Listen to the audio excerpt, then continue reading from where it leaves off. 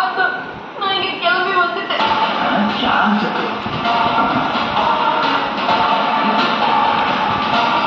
ஒரு நிமிஷம் கூட என்னால அங்க இருக்க முடியாது. வீட்டுக்கு வந்ததுக்காக என்ன திட்டாதீங்க மாமா. என்ன திரும்ப போக மட்டும் சொல்லாதீங்க. என்ன கார்த்திகா, இந்த நேரத்துல எதுக்கு வந்த?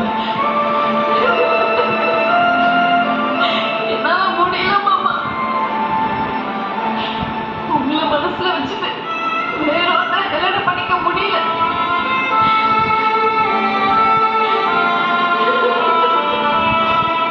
நானும் வீட்டுல போராடி பார்த்துட்டேன். யாருமே கேட்கிற மாதிரி தெரியல.